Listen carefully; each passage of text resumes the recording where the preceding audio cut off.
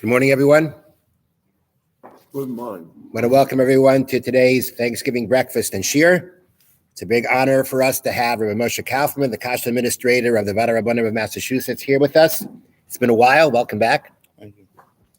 And I want to thank Dana Bitran and Matthew Garland for setting up this delicious breakfast. And again, it's a big honor for us to have Rabbi Kaufman. Without further ado, Rabbi Moshe Kaufman. Good morning. I'm honored to be here, especially on a legal holiday. No one's working. Interesting, you'll hear often. Recently came up a couple of Masechtas ago, where we were people. For those learning Daf Yomi, we know that sometimes you have a long daf, sometimes you have a short daf, sometimes it's an easy daf, sometimes it's a hard daf. So what do you do when you get to the daf? You have your hour set aside for your Daf Yomi shir, and you end up finishing in a half hour. Some people are like, great, got some more time to play video games, to go on my online chats, to go to work early, to sleep some more. And on the other hand, you have other people like, no, we can do more Rashi, we can do more Taisus, we can finish up, we can do more, we can learn more. Similarly, you have all year long, you have excuses. I got to go to work, got family, got school, got to get the kids to get lunches done, got to make sure that kids are crying, got to get everyone out of the house. And don't I know it, you get 5 little ones in the morning, you got to get everything out of the house within that short time. You come home from davening, your wife needs your help, and you got to get to work and everything else. It's difficult. And you come Thanksgiving morning, you could say, wow, I'm off, I'm done, I'm finished, I got to go to sleep late and whatnot. But no, we show up for extra learning. We have extra time on our hands. We show up for learning. And that's truly what we're going to be judged by. HaKadosh Baruch Hu is going to say, okay, you had all your excuses. You had your masa, and you had your business you had to take care of. You were itis. There was nothing you could do. You couldn't learn. But we're judged on days like this on a Thanksgiving morning when we could sleep late. Turkeys are going to go in the oven. We've got a few hours to worry about that. But no, we show up here to learn. And that's truly the essence of who we are and what people are doing here. It shows the love for learning and the love for Torah and Hashem. The title of today's share is Demystifying the D, or the D of the DE, or the E of the DE. What is the DE? We see it's so common. It's probably from the more common kashrus questions that kashrus agencies get. What does DE mean? And then number 2, when something has a D, Rabbi, I looked at the ingredients. I didn't see dairy. Is it really dairy or is it DE? Well, first of all, what is DE? DE, as many of us know, all of us know, I don't know, dairy equipment. So we know when we see a general kasher symbol without any other markings next to it, we assume it's parv. It either says parv or it doesn't say meat, doesn't say fish, doesn't say dairy equipment, doesn't say any of that. We assume it to be parv. What happens when we got that other designation next to it, D? Occasionally we'll see meat. Occasionally we'll even see fish. Nowadays you have some sauces with anchovies and whatnot. You have another designation next to it. You know it's a sign to beware. Only consume the meat one with meat, the fish not to mix with meat, or if you're Sephardic, not to mix it with dairy either. And if it says dairy, don't mix it with meat. Pretty simple and straightforward. What about when we see an E next to the D symbol? Dairy equipment. What does that mean? What effect does it have and whatnot? The truth is, the source of the DE, not the actual letters, but the marking of such a thing, is really sourced in the Gemara. We know you can't mix milk and meat. What about items that don't contain dairy, but were created and manufactured on dairy equipment? It's very common. You see the DE on manufactured goods, but in all likelihood, you have this shiloh, you have this question in your own home all the time. You may realize it, you may not. You cooked something in a dairy pot, mashed potatoes, rice, whatnot. I got leftovers. I want to eat it with my chicken meal. That is essentially the same thing as seeing that DE marking on a package of cookies, on a drink, on an ices, on a non-dairy creamy dessert. It's essentially the same thing that Charlotte you may have in your house. So we're going to talk about some of the practical applications. We're going to go backwards a little bit because I think the exciting part is everyone wants to know, can I serve that DE dessert after my meat meal? So we'll go backwards a little bit. We'll talk about some of the implications, some of the examples we have on a commercial level, and then or on a retail level, and then we'll translate that back into the halacha and how it applies in our homes each and every day. Very commonly, I think probably one of the most common areas where you see the DE symbol is going to be on frozen desserts. You have frozen desserts, whether they are a non-dairy imitation ice cream, and ices, a sorbet, something of that nature. You're going to often see the letters DE. Sometimes you'll see D and it really means DE, and we'll talk about that as well. But we see it all the time. I can mention to you, I believe Ben & Jerry's non-dairy frozen dessert has it. You have the OU has, I'm forgetting it, one of their oat ones. One of the oat non-dairy frozen desserts, you'll see the OUDE. You'll see it on popsicle items. You'll see it on sorbet items, etc. You go in the frozen section, it's fairly common to see it. Can I serve that after a meat meal? And the good news is the short answer is yes. If it says DE, you can serve that after a meat meal. And again, that's where we're going to segue into what the halachas are, what the source of the halacha is, and how it applies in our own homes. The other question we commonly get is, Rabbi, it says D, but I don't see any dairy. I don't see any dairy ingredients in the ingredient panel. Can I assume it's just DE? I have to be careful with the answer. The short answer is it's a pretty good assumption it's DE if you understand an ingredient panel properly. Which means, do you understand what all the ingredients is? What all the you see an item like casein or caseinate? Do you know what that is? That is usually that is a dairy derivative. So understanding the ingredient panel is critical before you make an assumption that there's no dairy in the item. If you understand the ingredient panel correctly, or you've asked your rabbi and you sent him a picture of it, you've asked your local kashrus expert, here's the ingredient panel. I don't see any dairy in it. Do you see any dairy? If not, can I assume it's DE? The short answer is usually yes. There's another example where something's not exactly dairy equipment, but it will be marked with a D because it may have trace amounts of actual dairy in it that don't necessarily need to be marked on the label. That in a general sense, those will be bottled, will be nullified, and will actually be considered more parv than something that was actually made on dairy equipment. But they can't write dairy equipment because it's not actual dairy equipment. It contains trace amounts of dairy, which are bottled, but therefore they need to write a D because as a policy, once something contains trace amounts, what's known as bittul, we don't certify it as parv, even if it's halachically parv. It's a little bit out of the scope, maybe for a different time. It's based on a tshuva from Rav Moshe Feinstein, one of his famous in his responsa, Igros Moshe. He writes over there that it's not a practice we do to allow something that's bottled to be labeled as parv, whether it's isser or heter, something that's prohibited or permitted. It's a little bit beyond the scope of this specific share. One of the famous examples are Trader Joe's chocolate chips. Everyone knows used to carry the OK parv symbol. Not long ago, it switched to an OKD symbol, but not a DE. What happened? Did they reformulate it? Are they using dairy? You look at the ingredients. There's no dairy in there. What actually happened over there is they were packing it on the same equipment. If you see the chocolate chips going through the hopper into the packing equipment, getting funneled into the bags, they weren't doing what we call a flush, a proper flush that we were confident got rid of everything. And they would just run from dairy product into non-dairy product, which means that there were dairy chocolate chips or dairy equipment chocolate chips mixed in with the new batch of parv. And the OK felt that there may be bags that had a few dairy chocolate chips in there. We could no longer consider that a parv product. Now, the truth is in halacha, there's room to consider that parv. There's great leeway to consider your random bags of Trader Joe's chocolate chips based on the scenario we've given. There's great lenient room to consider that actual parv product. But from a kashrus policy standpoint, they can't label it as parv. They can't call it DE either because that's not the case we're talking about. So I just bring that up to say that sometimes something you might not see dairy ingredients, but it's not necessarily a dairy equipment issue. It's another issue altogether. Some of the weird questions you've got that I've received. Okay, someone made schnitzel. Well, this wasn't to me actually. This was to another kashrus professional. Someone made schnitzel with Oreo cookie crumbs. Now, for the life of me, I cannot fathom why someone would want to do that. But it's been done. I'm sure someone in this room has done that before. Okay, I can't. I mean, schnitzel with Oreo cookie crumbs. But okay. I'm sorry. Parmasuda. Okay, Oreo cookie crumbs. No problem. The short answer to that is even so to do that lichatchila, we're going to get into there's a practical question over here and there's a halachic question over here. The practical question is if you call the OU, they will say it is parv. They will say it is dairy equipment. Now, is it actually dairy equipment or not? May actually depend on factory to factory to factory. You may be able to find insider scoop information that as a policy the OU is not giving out and the mashgiach tells you, well, guess what? That factory where they make Oreo cookies is actually all parv that line. You may find someone to tell you that, and that may be a part of the investigation down the line if such a thing happened. Can I lechatchila can I go on purpose, take Oreo cookie crumbs and make schnitzel out of it?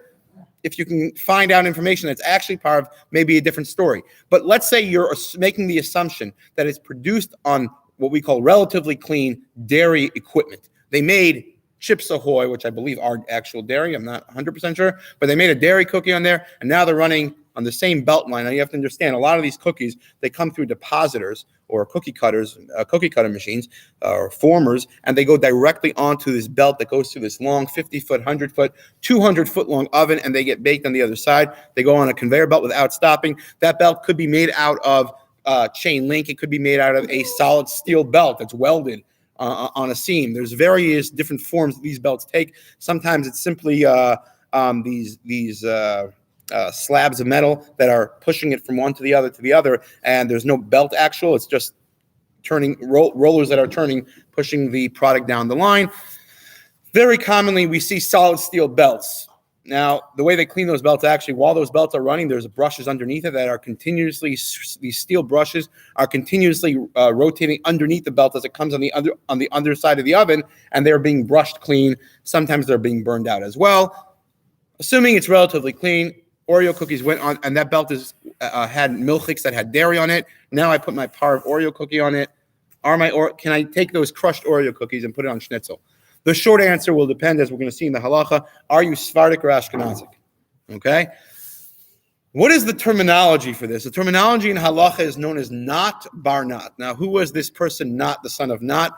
It actually refers to the concept in the Gemara. His name was nosing tam. He gives over flavor. He gives over. He takes flavor and passes it on. What's a nosing tam generally? Where we have flavor of meat. Say you want to cook vegetables with your in a chicken pot, you're getting flavor, or with your steak. The steak then goes and imparts flavor to your vegetables. That's a nosing tam, assuming that there's no actual steak going into the vegetables. Or say you made a chicken soup and you strained it out very well so that there's no actual chicken in there. That would be considered a direct nosing tam. You have direct flavor from chicken. That in halacha is considered like the chicken or like the beef. No question about it.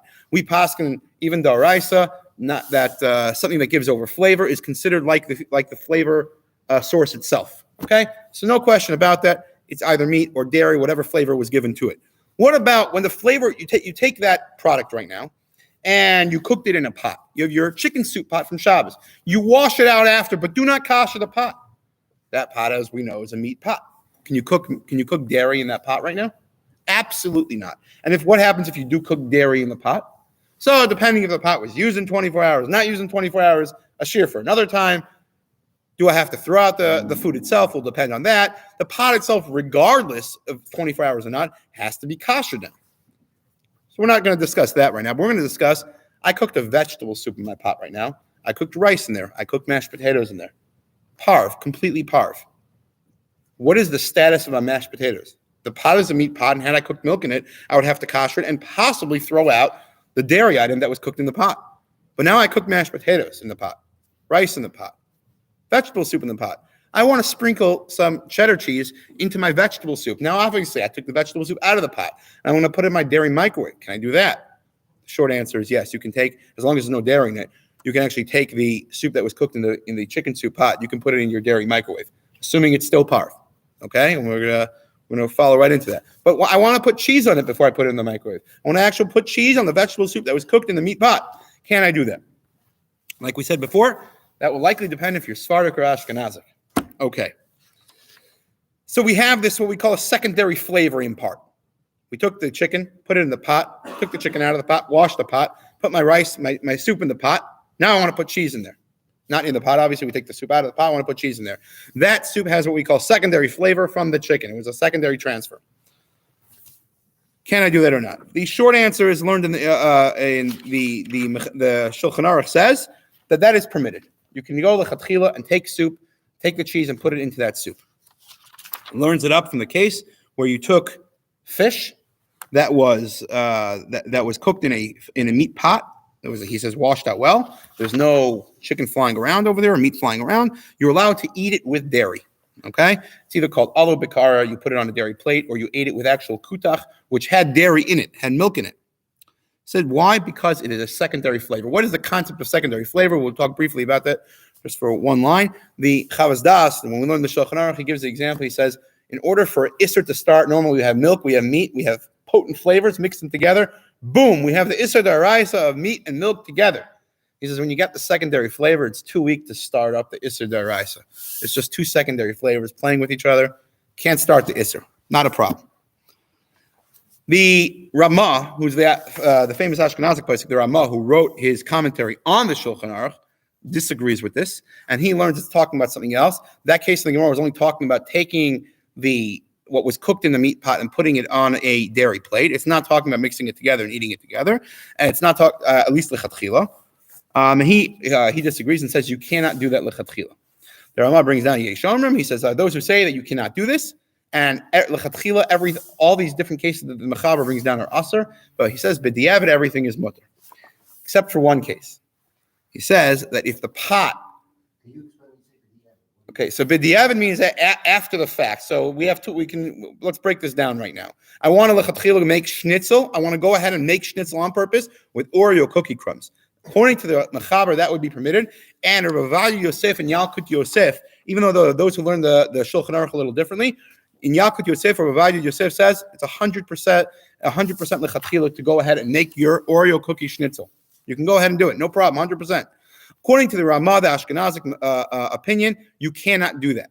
Let's say I did it already. My cleaning lady did it for me already. It's already done. Can I use it? The short answer is yes. In all those cases, you can use it with a couple of exceptions, which we're going to get to soon. So again, according to the Sephardic opinion, the Shulchan Aruch, as codified by Rav Yosef and Yalkut Yosef, it's 100% permitted to go ahead and take your dairy, your pasta that was cooked in a meat pot and mix it now with cheese in a separate pan. Obviously, you can't put it in the meat pot itself. And according to the Ashkenazic custom, you cannot do that. If it was done already, even the Ashkenazic custom would be to permit the mac and cheese that was now mixed together in a separate pan. It would be 100% permitted to eat it once it was done. Now, where we're going to get into just what is considered b'diavad after the fact and what's considered lechatchila. Lechatchila is easy. Lechatchila, we say, you can go 100%. It's permitted to go do it up front. What's the b'diavad? What's considered after the fact? We can break down after the fact into two separate cases, and that is going to and it will make a difference. We could say after the fact is I already cooked my rice or my pasta in the meat pot, and now I'd like to mix it with cheese. We could say, well, it's after the fact. You already did it. Or we can say, no, that's not after the fact. After the fact is more lenient, saying that it's only prohibited. You could say it's only prohibited to mix the mac and cheese if you on purpose cook the pasta in the meat pot in order to mix it with cheese later on in a separate pot. That's considered lechatchila. But if you already cooked the pasta, you're allowed to go do it. Or do we say, no, after the fact is only once they were already mixed. Once the cheese was already mixed with the pasta, is that after the fact? So again, to clarify, is after the fact, after the pasta cooked in the meat pot was mixed with cheese already separately, is that considered after the fact? Or is after the fact even after you simply cook the pasta in the meat pot and now you want to go ahead and mix it together? Do we say that's considered after the fact already? And we'll break that down where one case is considered permitted and one case is subject to dispute. So now we have the basic Ashkenazic and Sephardic customs. And everyone's going to, okay, I'm becoming Sephardic today. It's a lot easier. Well, you wait till you find the halachas where it gets much harder to be Sephardic. You start waiting the extra 5 minutes until every day of Birkas Kohanim. They're going to have it here. People are not going to be running to be Sephardic anymore. Okay. There are a few exceptions to this rule. So now, the Ramah, after he says the minig is to be machmer lechatchila, not to permit it from the start, he says there's another case where it is permitted lechatchila to go mix it. And that is if the pot that you used was Eina ben Yoma, as we know, with the famous 24-hour rule, the magic 24 hours. If it wasn't used within 24 hours, he says then it's permitted to do this not bar not. situation where you have the secondary flavor import. You cooked your pasta in your pot that was used for last week's Shabbos. You were out of town this Shabbos, and you took your chicken soup pot and made pasta in it, so it hasn't been used in a week, well, more than 24 hours. And now you want to cook, and now you want to take it into your disposable pan and mix it up with some cheddar cheese and some bechamel sauce. Ramah says no problem. What does that mean, no problem? Therein lies a machlekes between how some understand the Ramah and the Shach and Taz. The Shach and Taz, correct. Eina ben Yamin, the 24-hour concept only applies to kalim. There's no such thing as saying that the pasta was sitting for 24 hours in the fridge. Okay, we never apply the rule of 24 hours to food itself. It only applies to cooking utensils. Okay, whether it's the mixing spoon or the pot itself. So again, we have the pot. It was used last Shabbos for chicken soup. You went to the Gouda convention this week. You come back after the Gouda convention, and you make pasta in your chicken soup pot. According to the simple understanding of the Ramah, you could take that pasta, throw it into another dairy pan, and mix it up with your bechamel sauce and your cheddar cheese and whatnot, and have a great mac and cheese. The Shach and Taz say that is incorrect. That's only talking about you can't go on purpose to cook the pasta in that pot in order to mix it with cheese. It's only once you cooked it in the pot, then it's permitted to mix it with cheese. But you can't on purpose say, well, I have this great pot. It's bigger than my dairy pots. I can make more pasta in it. So I'll cook the pasta in my meat pot, which hasn't been used in 24 hours, and I'll mix it up in the pan with my sauce. According to the Shach and Taz, you cannot go ahead and do that.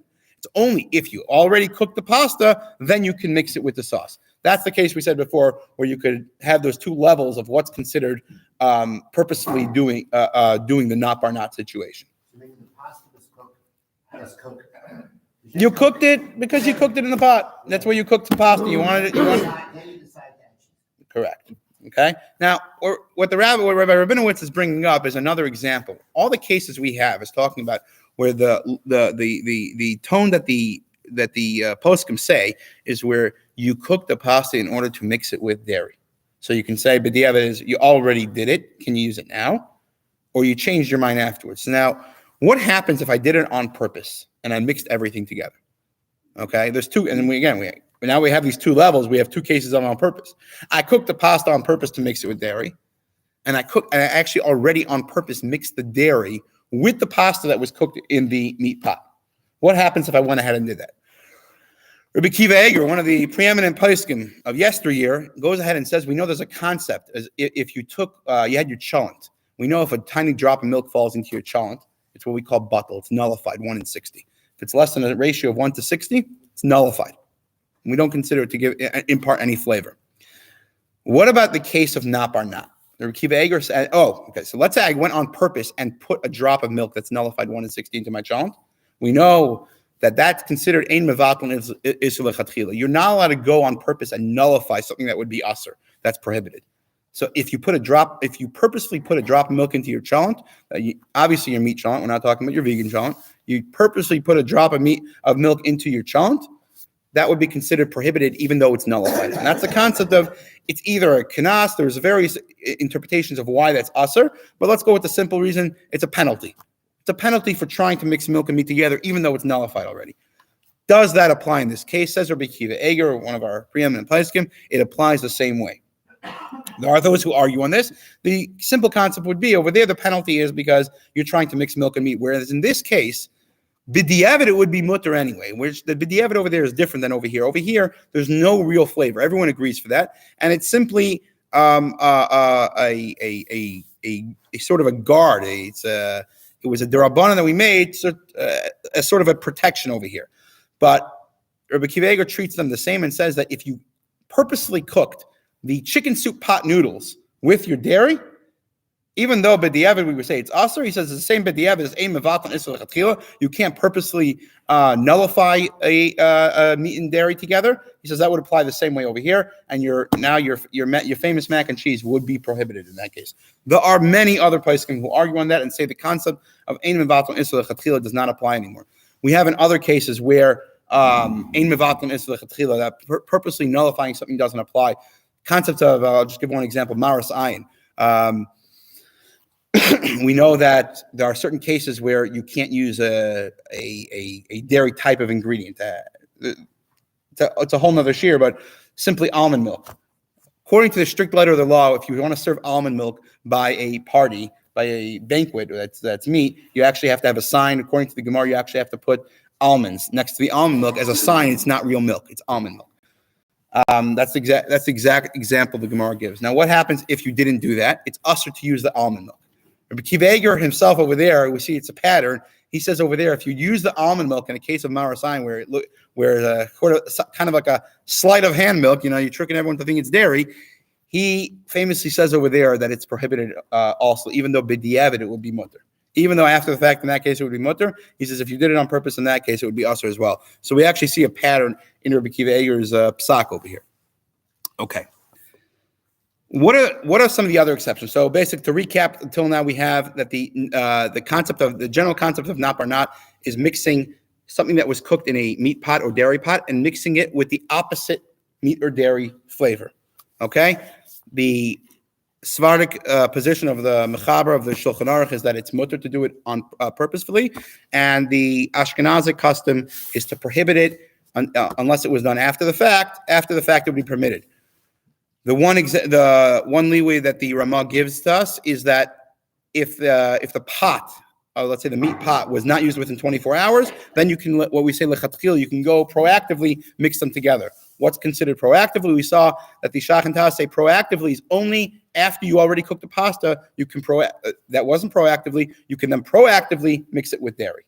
Okay, that was an exception that Ramah gave for a heter. Where's the exception that Ramah gives for an isser?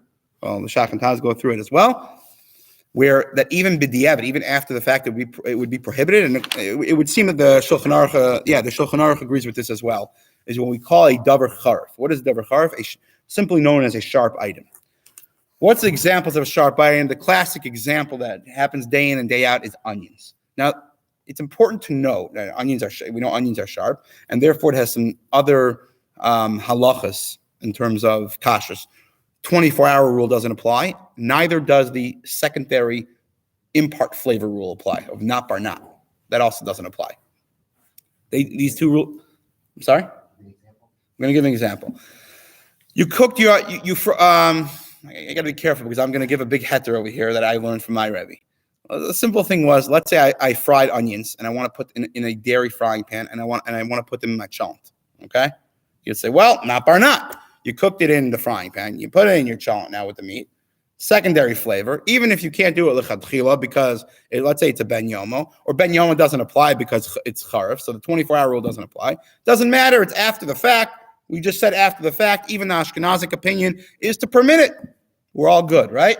Answer is no. It does not apply. Why? Because the potency of a sharp flavor is the same reason that the 24-hour rule doesn't apply to weaken the flavor, is the same reason the secondary flavor impart rule doesn't apply, because of the potency of the item. Okay? The reason I said, I was hesitant to give onions as the example is for a couple reasons. Number one, onions are not the example of a sharp flavored item that the Gemara gives. The example the Gemara gives is something known as karet shel cheltis. Now, anyone who has ever learned the Gemara says, oh yeah, sure, karet shel cheltis, I use it every day. Bad answer, because the truth is the poskim are in big disagreement. What exactly is karet shel cheltis? The truth is we don't really know what karet shel cheltis is. Gives an example of karet shel cheltis. See if I can find it. But the short answer is we don't know exactly what karet shel cheltis is. So who cares if we don't know what it is? What about other items? Oh, we could say other items are not the items of charif that are listed in the Gemara. So you decide onions are sharp because they taste sharp. Lemons are sharp, bitter. Other things are bitter. We're gonna see that the place can give a whole list of things. When we talk about davar charif, sharp items, it's not necessarily sharp items.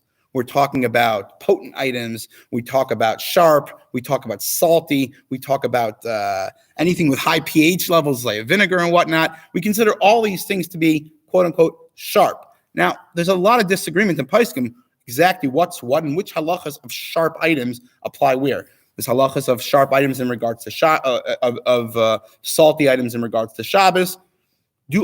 Are all these things equal or not is not a point of agreement among the poskim. So the reason I bring up onions is because there's another halacha that we know where if we're going to equate sharp and salty and all these things together, there's another halacha we know on Shabbos of salting vegetables. Some people may be aware there's a prohibition of ma'abed and derabbanan. You cannot salt your vegetables. So if you have just straight salad vegetables on a platter, it is prohibited to sprinkle salt on those vegetables on Shabbos. There are ways around this prohibition and whatnot. You put, let's say you're mixing oil and salt, you put the oil first, and that's where we're going to come into the discussion right now. And that sort of that sort of weakens the effect of the salt afterwards if you pour oil on first. And that's exactly where we're going now. Say we fry onions in oil. Does that weaken the effect of its potency in terms of davar charif? Like I just said, you mix. We said the simple halacha would be if you take a davar charif that was cooked it was fried in a dairy frying pan, mix it with your cholent. Your cholent is prohibited unless you have 60 times the amount of onions you just put in your cholent, which is in all likelihood not going to be the case.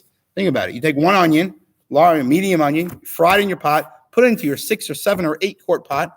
You're not going to have 60 times the amount to nullify the flavor.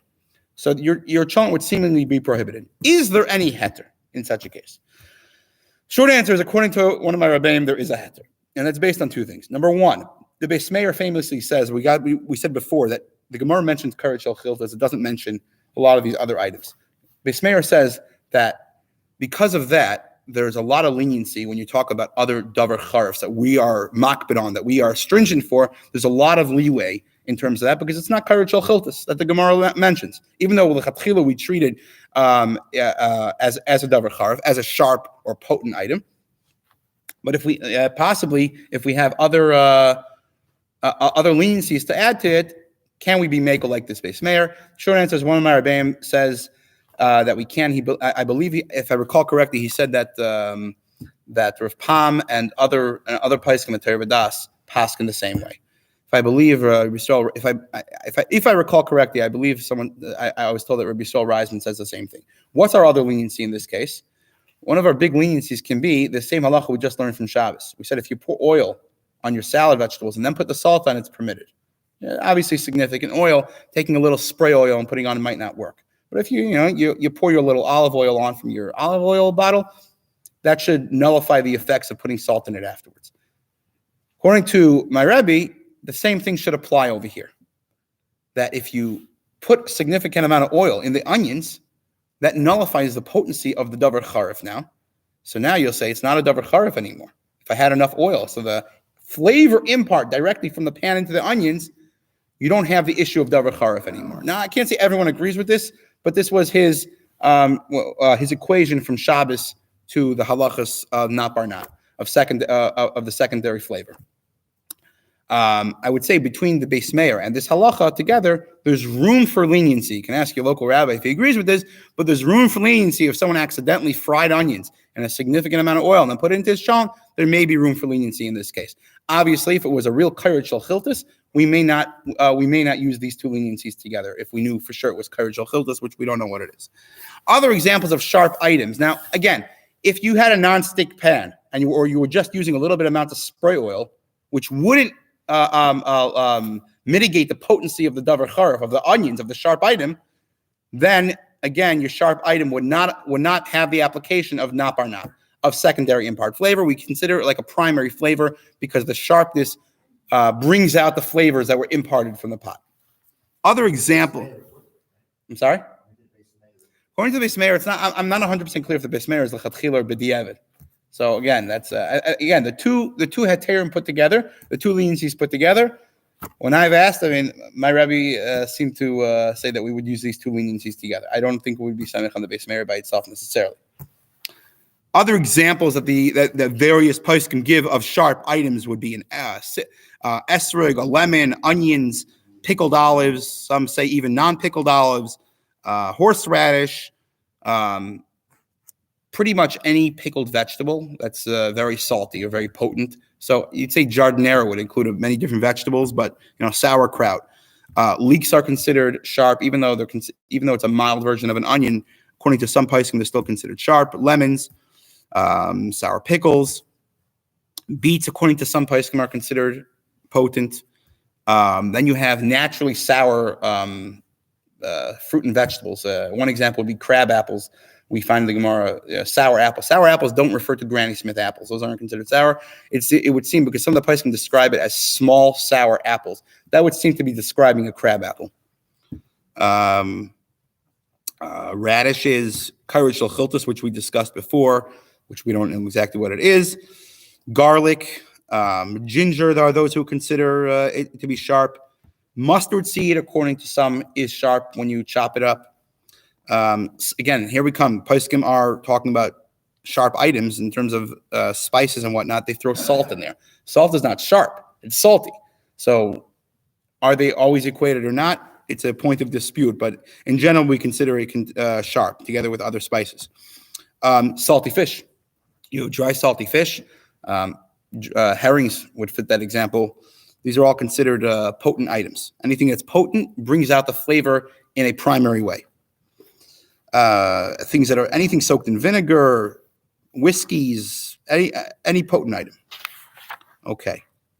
So that, again, We have very little things that aren't covered. well, we have tons of things that aren't. Your standard vegetables, meat, fish. A lot of it will depend on which poskim you ask, but this is a general list of things that people considered charif or potent. Okay, so Yeah. If you take an onion and using a fleshik knife, you dice it because you're going to put it into your cholent. Yep. You cut too much. You put it in a bag, put it in the fridge. Would that be able to be used in cheese omelet? Again, those absolutely not, and especially in a cheese omelet where if you fry them first in oil, b'diavad, after the fact, there's room to be lenient. Definitely not lechatchila. Those onions have to be treated as 100% fleshes. We treat them as meat itself. With one exception, let's say you went ahead and ate those items. Do you have to wait 6 hours? That's a machlokes. I generally say that if someone asks me, I would tell them they don't have to wait 6 hours based on the Gemaras. But for all other reasons, besides for waiting 6 hours after eating meat, you treat those onions as 100% meat. Okay, so if we're measuring now how much we need in order to nullify it, you would be looking for 1 in 60. Okay, the one example, I just figure once we're talking about The onion wasn't heated up. It was only cut. doesn't matter. We're treating it like meat. Even putting those onions raw into the omelet afterwards, you want to have raw onions in your omelet, not even on the fire. That would be 100% prohibited. Because of the pressure. It's not. Yeah, correct. So that's a great question. Even if the knife was not ben yomo, because the concept we say is, ain't ben yomo. We see the Rama over here. He makes it like also a secondary, a third impart flavor and a third level down. But we see that when it comes to sharp items, that doesn't matter. We treat the knife reinvigorates whatever flavor is being imparted to it. It becomes the primary flavor source. So even if the knife is ain't ben yomo, even b'diavad. Again, except for the base mayor we discussed before, that possibly onions aren't sharp like karet shel that the Gemara describes. Aside from that, if we're treating it as sharp, anything that's treated as sharp is treated as sharp, even if it was cut with an eina ben yomo knife, even if it was cooked in a pot that was eina ben yomo, and you want to now mix it with the opposite flavor, it's considered 100% either the meat or the dairy flavor, whatever it was cut with. So you cut an onion with a dairy knife, that you may as well treat that like a block of butter. You cut it with a meat knife, you may as well treat it like a steak, with the exception of waiting 6 hours. So if you cut, according to most places, you would not have to wait 6 hours after eating an onion that was cut with a meat knife. Okay. I'm going to take some questions on these concepts, and then we're going to head into another concept of also that's related to not bar not, secondary flavor, which is the famous one. Everyone wants to know, can I have one dishwasher at home? So that is, sorry? Talk about that first, and then we'll go to questions? Okay. So in the same Siman Shulchan Aruch and Sadiheh, which discusses the halachas of secondary imparted flavors, what about washing dishes? Now Shulchan Aruch talks about washing dishes. Oh, he had dishwashers. He did not have a dishwasher. He's talking about washing it in a basin of water. We're going to talk about a few concepts, and then we're going to move on to dishwashers and see how do the concepts that are applied in Shulchan Aruch, how do they translate over to dishwashers? Because I don't see he talks about electric power or catch basins or filters or nets. It's not here. But he does talk about if you have a basin full of water and you have hot water and you put your dishes into it. Is that permitted, prohibited, whatnot? Chatchila, it's prohibited to wash meat dishes and fleishik dishes together in one basin of water. Where this practically could happen is if you have a commercial kitchen, you have your 3-base sink, you're not using your commercial dishwasher, you're using the base sink, and they're filled up with water, and you want to put everything in that water to loosen all the grime off of it. Can I put my meat dishes in there, dairy dishes in there? What happens when I do that? So is it possible for it to become prohibited or not? That is the big point of contention. We'll talk about 2 things. One is you have a big, huge pot, Yora. The Gemara calls it a Yora, a vat. You filled up with hot water. That's a dairy pot, and you put meat dishes into the dairy pot. What happens then? So if it's that would primarily be the same example we just gave now of secondary flavor. The pot is giving flavor to the water, and the water therefore imparts flavor to the meat pan that you just put in the pot. That'd be considered nap or not, and it would be mutter as long as you're confident that there's no grime left on it. Because if you have pieces of meat left over there, you're no longer talking about secondary flavor. As we said, the secondary flavor concept only applies when it's going through a kli into the water, then into another kli. But going into food, we don't treat it as secondary flavor. So right now we have food becoming usher in the pot. Even Eina ben Yomo, we know, can still usher the kalim. Even if it wasn't used for 24 hours and you cook milk in a meat pot, still makes it usher, even if it's only derabbanan. So in the case where we know there was no leftover grime, simply, let's say you had old dishes, right? They're both Eina ben Yomo, and you wash them in the same pot together, that would be mutter if that ended up happening. The Ramah, and again, this is all the Shulchan Aruch, the Sephardic opinion. What happened? The Ramah comes along and says that even if you know that there's no actual pieces of food stuck on the dishes, he still says that there are those who say it's usher. Shach and Taz both jump on this, and they want to know why. And one of the reasons they give is they say, well, the flavors from the meat pan that's in the dairy pot, so you have the flavors from the pot, the flavors from the pan, they mix in the water. Together, they become milk and meat, and then they go back into their respective pots. So what happens is in the water, it's not a nap or not yet. For nap or not, for secondary flavor, it's got to go from the pot into the water, into the other pan. What happens when the flavors are mixing in the hot water, in the boiling water, in the vat? So now that's a primary flavor, we're saying, because we just said the secondary flavor is only when it's imparted from pot to water to pan, but not when they're mixing together in the water. That becomes a primary flavor. They go back. That itself is a machlekes if that's true or not. The Chavaz Das talks about it, but that's the example that Taz gives. The Shach gives another reason. He says you're going to put the 2 in there. If the 2 pans touch, if the pot touches the pan, or you have a meat and dairy pan in the same pot together and they touch each other, that's not a nap or not. That's not a secondary flavor anymore. You're going to have flavor going directly from the pan into the other pan. He says that, and therefore it's prohibited to wash them together. There are those who argue on that and say you still need the water as a conduit. Even if they're actually touching, you still need the water as a conduit to transfer flavor from one to the other. These are the basic concepts that are talked about in Shulchan Aruch. Without reading pages and pages of Shulchan Aruch, these are the concepts that are talked about. How does this translate to practical daily living, let's say with a dishwasher?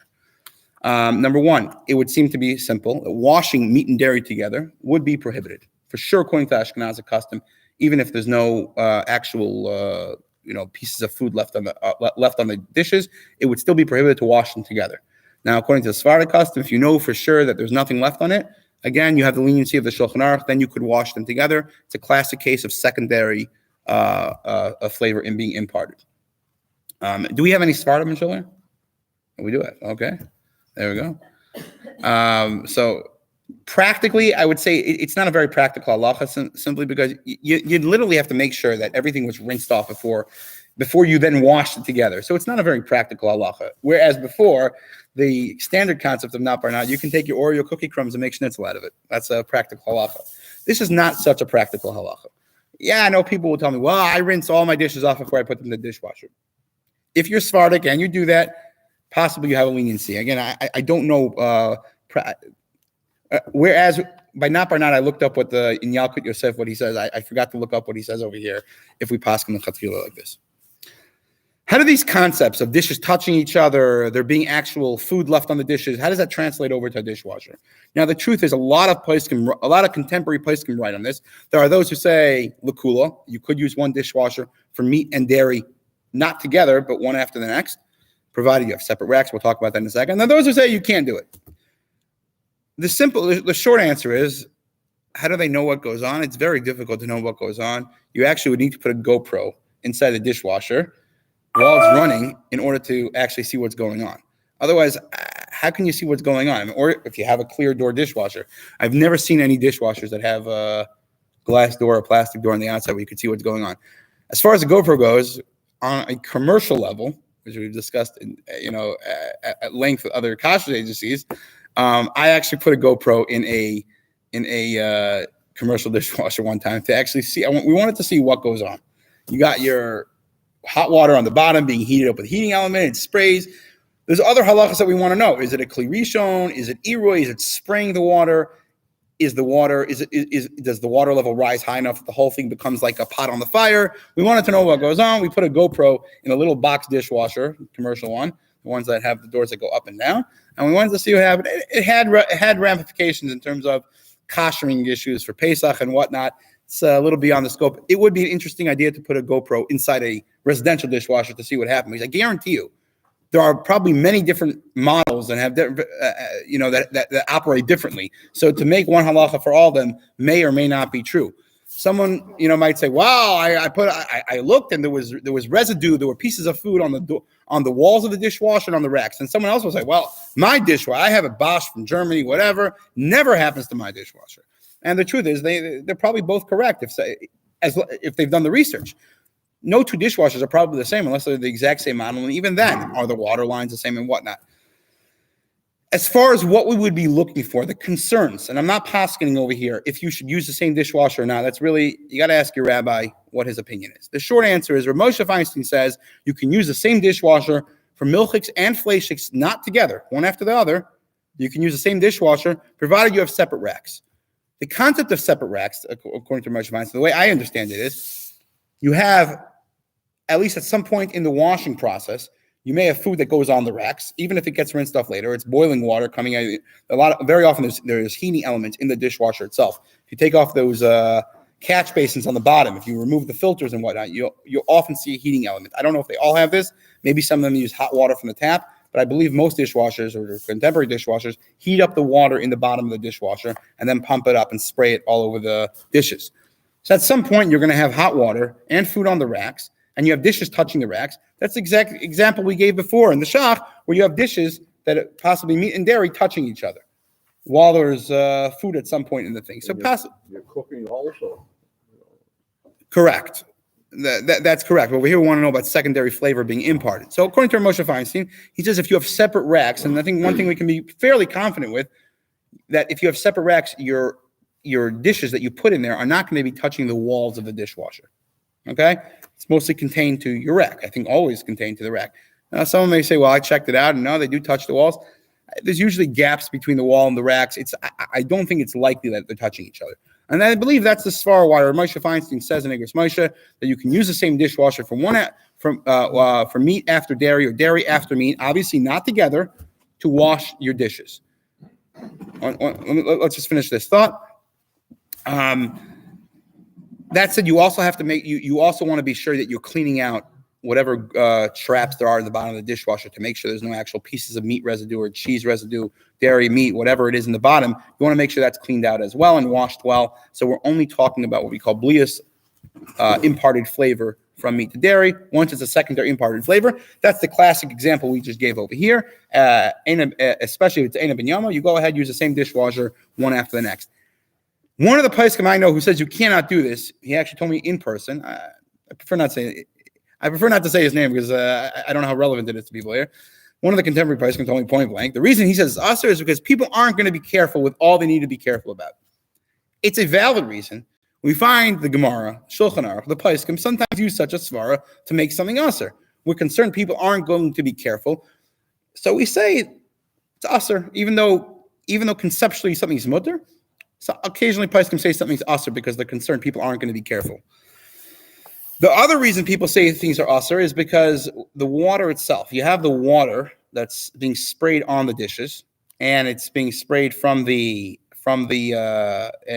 in the basin on the bottom of the dishwasher, which I believe gets pumped up through the sprayers and gets sprayed. You have that water that's getting flavor imparted from the dishes in the dishwasher. It circles back down and gets pumped up again. If you have the blius mixing in that water, that goes to the svar that we saw that Taz said, that becomes like a primary flavor. Now, if your dishwasher is Eina Ben Yamo, it hasn't been used in 24 hours, and it's been clean, you wouldn't have that concern either, because that water would never become usr, because it's only getting flavor imparted from an Eina Ben Yamo, mixing with something that's a secondary flavor. Like we saw in the Ramah, that wouldn't become usr, even if the flavors are mixing directly in the water. That is the short to dishwashers. We'll just briefly talk about sinks. Some of us are blessed with beautiful kosher kitchens nowadays, and they have 2 sinks, 2 dishwashers, 2 ovens, 2 microwaves. They have 2 kitchens.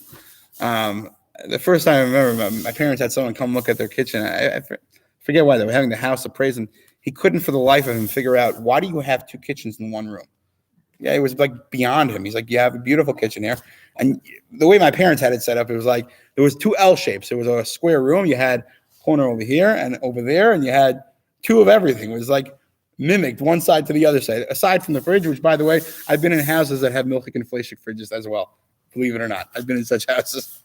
But he couldn't for the life of him. But what you live in an apartment, you live in a condo, you're in a assisted living facility, you're somewhere, you got 1 sink. Even if you have a double sink, my opinion about double sinks, unless you have a cover on it, double sinks just mean both of them are treif. That's the concept of double sinks. Unless you have a good cover. You're better off with 1 sink, so you don't have a false sense of security that you have a milk that you have a meat and dairy separate sinks. So you're better off with 1 sink sometimes. I have that kind of double sink in my house. That's why I say this. 1 sink. We'll talk about that briefly. Dealing with 1 sink is not exactly an example of a secondary imparted flavor, but because it's related, we'll talk about it. I think the main thing to be careful about is having separate racks. If you have a rack on the bottom of your sink, you have 1 for meat, 1 for dairy. That mitigates the primary concern with putting dishes down in the sink, because you put something down, it's going on the rack. You're not going to end up with a problem of blius, of imparted flavor from the bottom of the sink, which might be treif if it had milk and meat or whatever, or came from a non-kosher place. So I have a separate rack for meat, separate rack for dairy. That mitigates your issue pretty much of putting a meat pot or dairy pot down in the sink. The other way you could do it is like my mother-in-law, never put anything down in the sink. Just fill up the counters. Okay, questions? I have 2 questions. The first is that you said that according to Stardom, it is perfectly fine to make Oreo crumbs. Yep. And as far as you make Oreo crumbs, should still serve them to their Ashkenazi friends and relatives who are brave enough to come over and try. Oh, yeah. Great. Brave enough to come over and try it because it's Sephardic food? I don't think that qualifies as Sephardic food. Sorry. I think at that point you become unsephardic. The short answer is it's going to depend on which rabbi you ask. I will give an example of the question. A similar question was posed. As we know, there are many different halachas for Sfarim and Ashkenazim. One of the questions that was posed to Harav Yosef, which was then recorded in Yalkut Yosef, what about Sephardi yeshiva bachrim who go to Ashkenazi yeshivas?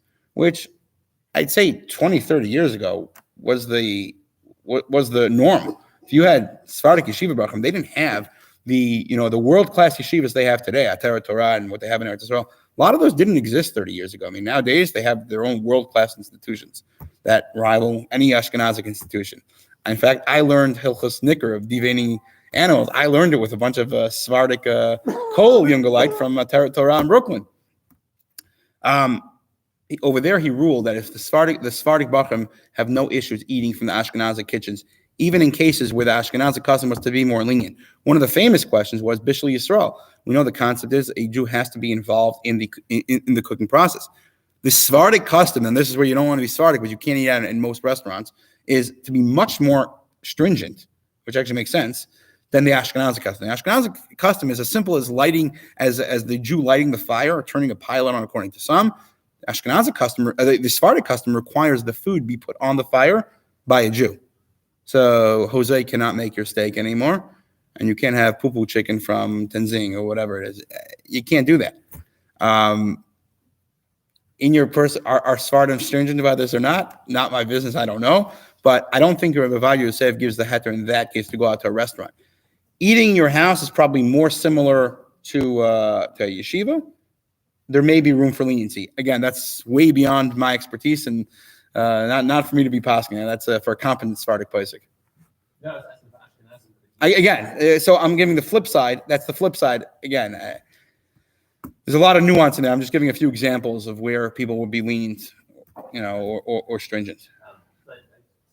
Okay, second question. So regarding the dishwasher, if I understood correctly, the example from the Machaber was a pot in which you were soaking other pots. Two examples. One was a dairy pot that you were putting meat dishes into. Mm-hmm. The other example would be even a parve pot that you were putting both meat and dairy dishes into. Yeah. So, but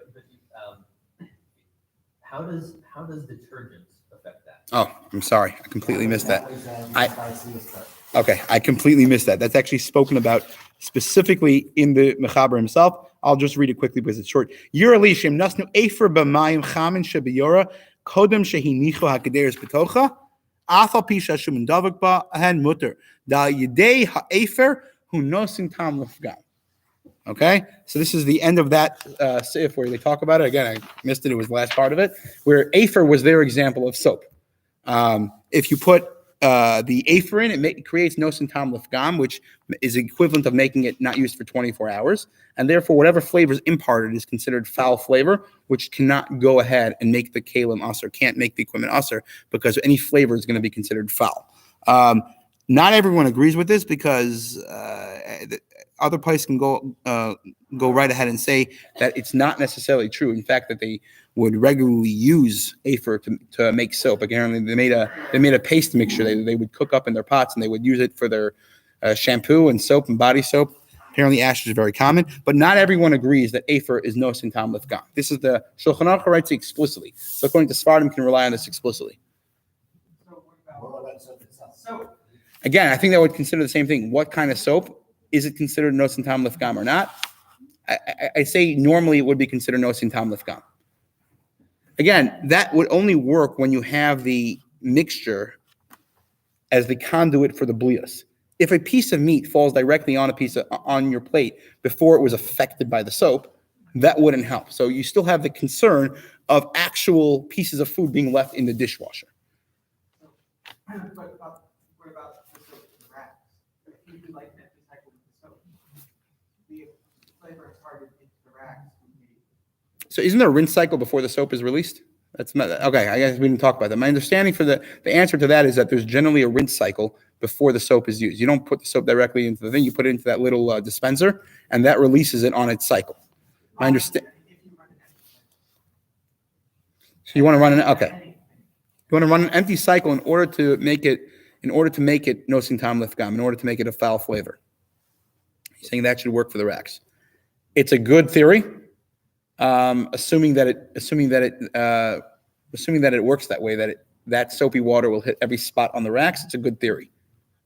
I think we would have to be 100% certain that the racks were hit with the hot soapy water on every spot. One of the concerns I might have is how hot the water is. There's a little twilight zone from about 120 degrees to 180 degrees, 175 degrees, where it's hot enough that we say we're worried it is imparting flavor. Again, we talk about the concept of yad soletis. Well, water is considered hot enough to scald. That's the halachic cooking temperature of water. So where does that temperature start?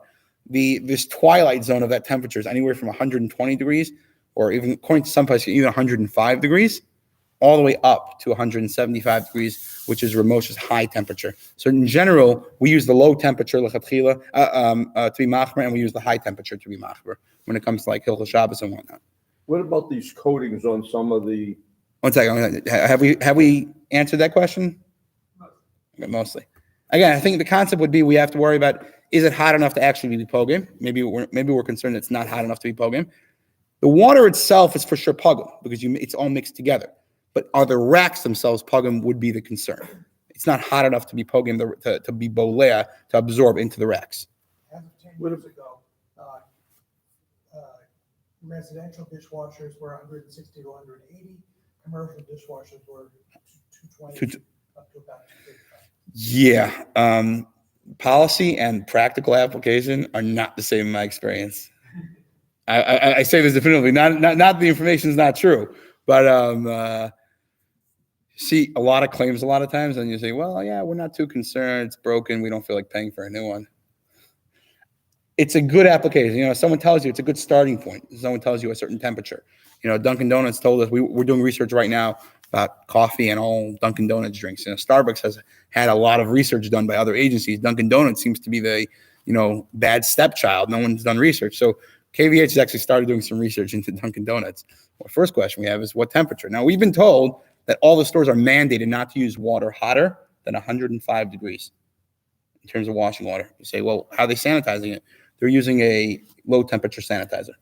So that's how people get out of using hot water. They use low temperature sanitizers. Dunkin' Donuts so far has claimed to us that all the stores are now use water more than 105 degrees to prevent any scalding water. What about all these coatings that are on the pans, like Teflon or whatever they're using, or stone, which I don't know, for Pesach they say you could, you got a countertop and you can pour hot water. Stone is definitely porous. Yep. I don't care what anyone says. I'll prove it to you in 2 seconds. It's porous. Granite and polish, that's porous as anything. Yeah. What about all these? So what's the question? In regards to what? With something, you get meat and fleischiks in one and milchiks on the other, and it's is the Teflon porous? Do we consider all these things? I'd say halacha definitely considers these things porous. So we see koshering only works if something is porous. The concept of koshering. The only thing that halacha is in disagreement of whether it's porous or not, and this is a disagreement in halacha, is glass. How porous it is. And the Gemara, the concept people say glass is smooth and therefore doesn't absorb. That's actually a concept that's found in the Gemara. So all the other materials, halacha grants that it's porous. That's how koshering works. It gets absorbed and comes out. The only question is something like earthenware where it's too porous, and we're always worried that not all of it comes out because it's too porous. But as far as it being porous, halacha agrees it's porous, and halacha grants that's why koshering works. That's why pouring boiling water works, to extract what might have been non-kosher. If you take oil and put it on your countertop, Yeah. that oil gets absorbed into the stone. Okay. You're never going to get it out. Never. It's not going to come out easily, but again, it can come out. In fact, that's why you have Maybe to. it takes out That's why you have to most polish of it. that. Okay. Where are we over here? Yes. Fine. Dairy equipment, sorbet or dessert, you can't eat it with the flesh you meal at the same time. You can have it afterwards. Correct. That's the halacha that we. Serve it on fleshy dishes. Yes. Okay. That's a big. Thank you for bringing that question up. I just realized in my notes over here, I forgot to bring that point up. This that we say cannot be eaten together. It's explicit halacha in Shulchan Aruch. You can serve it on the opposite flavor dishes. Means you can serve dairy equipment on meat dishes, and you can serve meat equipment on dairy dishes. 100% lechatchila, even according to the Ramah, even according to Ashkenazi custom, that is 100%. Even if it's hot, you're talking about something that's cold, which might have other leniencies. Even when it's hot, it's 100% permitted to serve them on the opposite flavor dishes. Going back to the onion and the knife, which is not the yomo. So I thought that something that is not the yomo, the reason why it's more lenient is because whatever flavor is absorbed in the knife is considered tough. In which case, what difference does it make if the double fries creates Leah from the knife not? It doesn't feel that tough. That is an excellent question. So it's a little bit beyond the scope over here. We have to talk about pogum at another share. We can give an entire another share in our series on Shulchan Aruch. We'll give another share on pogum. What is pogum? Pogum means it's foul flavor. There are different levels of foul, different types of foul flavor. We discussed the soap. The soap imparting a foul flavor, it's intrinsically foul flavor. When we look to be pogum something on an industrial level, we look for things that are intrinsically foul. But the Shulchan Aruch talks about other types of things that are foul flavor, but not intrinsically foul. Too much salt is considered foul flavor in terms of, your treif meat had too much salt and it got mixed in and now it's too salty. Right away, that dish becomes mutter. Again, I don't want to get too into that because it's a whole nother sin in Shulchan Aruch.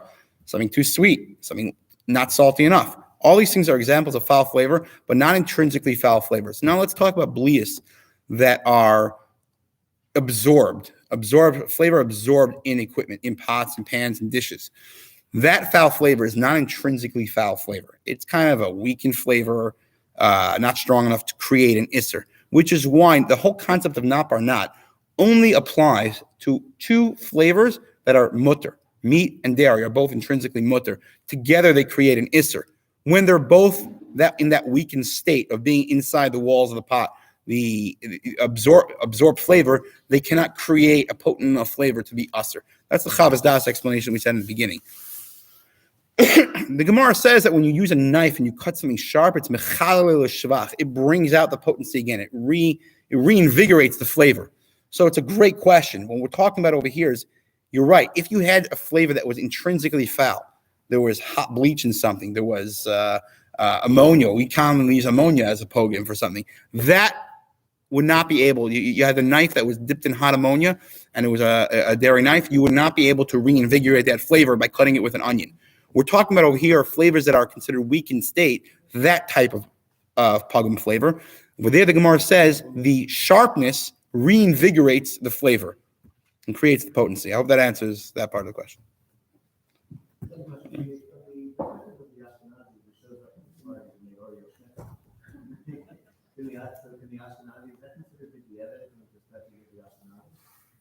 So that I believe that's the question we had before. It's a little bit beyond my expertise to decide what's b'diavad and what's lechatchila. It's more of a judgment question for a Rav. I think, for instance, I know Rabbanim who've explicitly said that for a Sephardi to go to an Ashkenazi restaurant in terms of bishul akum, it's not considered b'diavad, and it's not the same concept as a bacher being in yeshiva and having to partake from that. So going to someone's house, I know this is not talking about bishul akum. This is talking about not bar not. Again, it's really a judgment call for a Rav to make. Is that called b'diavad or lechatchila? Off the cuff, I don't recall precedent for such a shiloh. I'm sure there is, but I just don't have it off the cuff. Okay, thank you very much.